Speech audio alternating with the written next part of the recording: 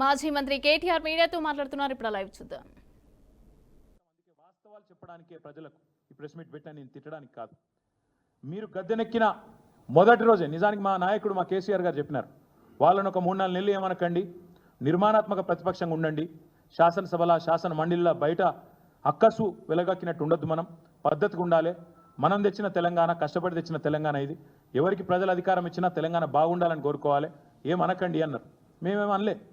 కానీ నువ్వు మొదటి రోజు నుంచి మొదలుపెట్టినావు అసెంబ్లీలో కారు కూతలు, పిచ్చివాగుడు, శ్వేతపత్రాల పేరిట డ్రామాలు తప్పలేదు. నువ్వు శ్వేతపత్రాలు పెడితే మేము శ్వేతపత్రాలను బయట పెట్టినాం. నువ్వు ఆ అప్పుల గురించి మాట్లాడితే అప్పులను పెట్టుబడిగా పెట్టి సంపద సృష్టించిన వైనాన్ని ప్రజల ముందు పెట్టినాం. కానీ నువ్వు బంద్ చేస్తలేవు. మళ్ళీ నువ్వు మీ మంత్రులు మీ మీడియా మేనేజ్మెంట్ టెక్నిక్లతోని ఒక అబద్ధాన్ని 100 సార్లు చెప్తే నిజమవుతుంది అన్నట్టు అదే మాట పదే పదే పదే పదే పాడిందే పాటరా అన్నట్టు ఇవాళ మళ్ళొక్కసారి అసెంబ్లీలో ఎండగట్టినాం, మిమ్మల్ని బయట ఎండగట్టినాం, అయినా మళ్ళీ అదే సొల్లు పురాణం చెప్తా ఉన్నారు. కాబట్టి ఇవాళ మేము మళ్ళీ చెప్తా ఉన్నాం. అయినా ఇవాళ ఎందుకు వచ్చినాయి ఈ దొంగ ముచ్చట్లు? సంవత్సరం అయిపోయింది. సంవత్సరం అయిపోతే నువ్వు సాధించిన విజయాల గురించి చెప్పాలి, చెప్పుకోవాలి. గొప్పగా ఇది చేసినాం, అది చేసినాం, పొడి చేసినా అని చెప్పుకోవాలి. కానీ నువ్వేం చేస్తున్నావు? నువ్వు కావాలని అప్పులు గిప్పులు అని మళ్ళీ తప్పుడు కూతలు ఎందుకు కూస్తున్నావు? ఒకటే ఒక కారణం. ఎందుకంటే నీ బాధ ఏంది? నీ 6 గ్యారంటీలు 100 రోజులు అన్నావు, దాని మీద చర్చ జరగద్దు. 420 హామీలు నువ్వు ఇచ్చినావు, వాటి మీద చర్చ జరగొద్దు. అందుకే నేను అంటున్నా, అప్పుల లెక్కలు కాదు, హామీల లెక్కలు చెప్పు. వడ్డీల ముచ్చట్లు కాదు, వాగ్దానాల ముచ్చట్లు చెప్పు. ఆ రోజు చాలా గొప్ప వాగ్దాటి ప్రదర్శించిండ్రు కదా నువ్వు, బట్టి విక్రమార్క ఇద్దరు. ఏమన్నారు ఆ రోజు? ఒక టీవీలో చర్చ కూర్చోబెట్టి, మరి చాలా చెప్తున్నారు మీ ఇద్దరు, అడ్డగోలు హామీలు ఇస్తుండ్రు, అవుతుందా మీతోని అని అడిగితే, మాకు అణువు తెలుసు, అనా పైసతో సహా లెక్కలు తెలుసు అని చెప్పి పెద్ద పెద్ద డైలాగులు కొట్టి ఆ రోజు టీవీల ముందు సొల్లు పురాణం చెప్పింది నువ్వు, నీ డిప్యూటీ సీఎం కాదా?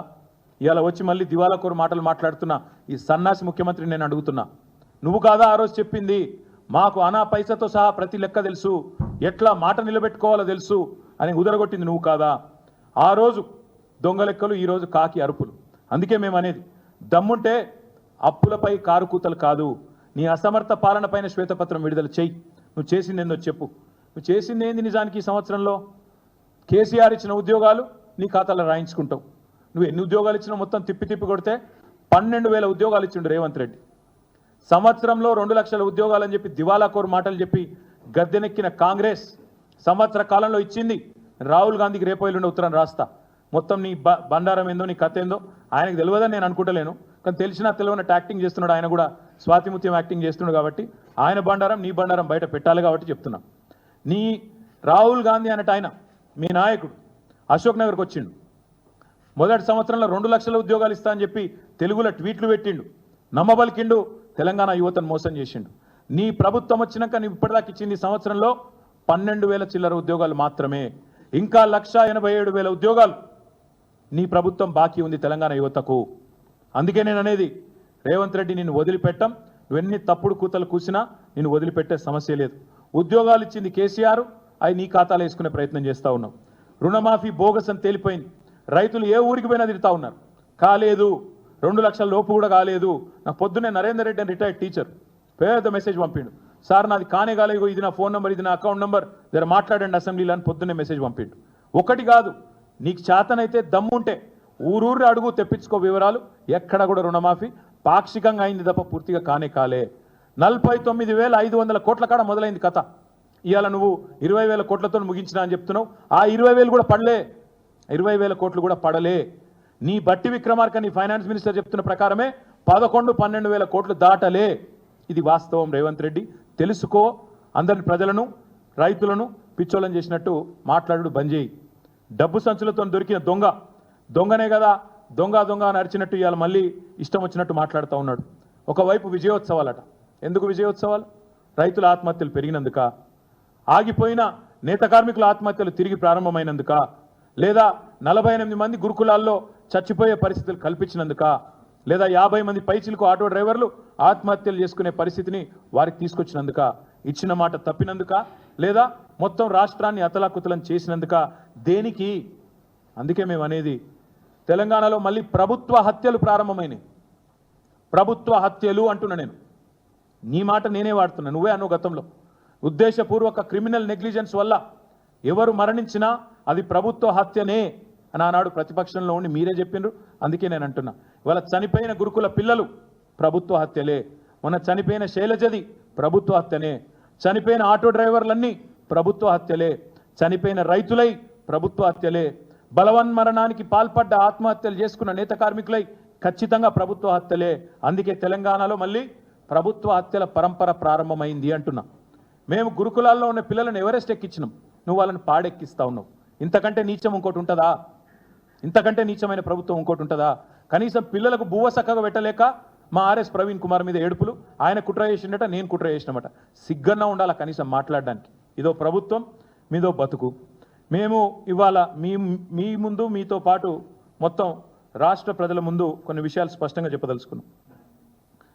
ఇవాళ రేవంత్ రెడ్డి గారి దిక్కుమాలిన ప్రభుత్వం చెప్తున్న దివాలాకోరు మాటలకు ఇవి సమాధానాలు. ఆర్బీఐ లెక్కలు, సోషియో ఎకనామిక్ సర్వే లెక్కలు నాయిగావు. మేము 10 ఏళ్లలో ఏం చేసినాం అంటాడు. తెలంగాణ 10 ఏళ్లలో కేసీఆర్ ఏం చేసిండు? ఈ సన్నాసి మాటలు మాట్లాడేది. మేము దివ్యమైన తెలంగాణగా మేము మార్చినాం, లెక్కలతో సహా నేను చెప్తా. 10 ఏళ్ల ప్రస్థానంలో స్వరాష్ట్రంగా మారడమే కాదు, అసలు వీళ్ళకు పరిపాలన వస్తుందా, తెలంగాణలోకి అంత సీనుందా అని మాట్లాడిన వాళ్ళందరూ నోర్లు ముయించే విధంగా ప్రగతి శిఖరాలను అందుకున్నది తెలంగాణ కేసీఆర్ గారి నాయకత్వంలో. విఫల రాష్ట్రం అవుతుందని చెప్పి పిల్లి శాపాలు పెట్టిన సన్నాసుల నోర్లు ముయించే విధంగా అద్భుత విజయ తీరాలను చేరుకున్నది Telangana. Most successful state in ఇండియాగా ఆనాడు తీర్చిదిద్దింది కేసీఆర్ గారి నాయకత్వం. ఈ రోజు కూడా కాకపోతే నీకు అది ఇముడతలేదు. కేసీఆర్కి మంచి పేరు వస్తే, తెలంగాణకు మంచి పేరు వస్తే, తెలంగాణకు మంచి పేరు వచ్చినా కేసీఆర్కే వస్తుందని చెప్పి ఇవాళ ఇప్పటికి కూడా అదే తప్పుడు కూతలు కూస్తూ ఉన్నాం. కేవలం మీ పరిపాలన యొక్క వైఫల్యాలను, మీ చాతగాంతనాన్ని కప్పిపుచ్చుకోవడానికే చిల్లర మాటలు. నేను 3 విషయాలు మీ ముందు చెప్తా ఉన్నా. Socio economic survey, reserve bank of India లెక్కలు, ఇతర ఆర్థిక అభివృద్ధి సూచికలు. ముందుగా డెవలప్మెంట్ ఎక్స్పెండిచర్, ఇది నా లెక్క కాదు, సోషియో ఎకనామిక్ సర్వే చెప్పింది, తెలంగాణ ప్రభుత్వమే ప్రచురించిన లెక్క, పోయిన సంవత్సరం ప్రచురించిన లెక్క. దీని ప్రకారం డెవలప్మెంట్ ఎక్స్పెండిచర్ అంటే అభివృద్ధి పనుల మీద పెట్టే వ్యయం రూపాయి ఉంటే ఎంత. తెలంగాణలో మేము చేసిన మొత్తం నికర ఖర్చులో 10 ఏళ్లలో అభివృద్ధి కోసం పెట్టిన ఖర్చు 74%, 74% is development expenditure. This is the highest in the country for any state. ఇది మూర్ఖులకు, ఇక్కడ ఉండే సన్నాసులకు, కాంగ్రెస్ సన్నాసులకు తెలియకపోతే మేము చేయగలిగింది చదువుకోవాలి. మా లెక్క కాదు, సోషియో ఎకనామిక్ సర్వే లెక్క. ఇది చదువుకోండి, కాపీ లేదంటే నేను పంపిస్తా. 100 రూపాయలు ఖర్చు పెడితే 74 రూపాయలు డెవలప్మెంట్ మీద ఖర్చు పెడితే దాన్ని తప్పులు మాట్లాడితే ఏమనాలి మిమ్మల్ని నేను? అదేవిధంగా committed expenditure as percentage of revenue receipts అంటే రాష్ట్రానికి వచ్చే ఆదాయంలో ఉద్యోగుల జీతభత్యాలు, అప్పులు, పెన్షన్లు ఇవన్నీ తీసేస్తే ఎంత మిగులుతుంది అని చెప్పే లెక్క. అగో దాని ప్రకారం తెలంగాణకు వచ్చిన ప్రతి రూపాయి ఆదాయంలో జీతాలకు, భత్యాలకు, పెన్షన్లకు, వడ్డీలకు పోయేది కేవలం 47 పైసలు. మిగతా 53 పైసలు బ్రహ్మాండంగా మీకు అభివృద్ధి కోసం అందుబాటులో ఉంది. దేశంలో అతి తక్కువ కమిటెడ్ ఎక్స్పెండిచర్ ఉన్న రాష్ట్రాలలో తెలంగాణ ఒకటి. ఇది అక్షర సత్యం. ఇది not my report, socio economic survey. 47 పైసలు పోతే ఇంకా 53 పైసలు మిగులుతాయి కదా, అందుబాటులో ఉన్నాయి కదా, చేతనైతే ఖర్చు పెట్టచ్చు కదా. ఆ తెలివి లేదు.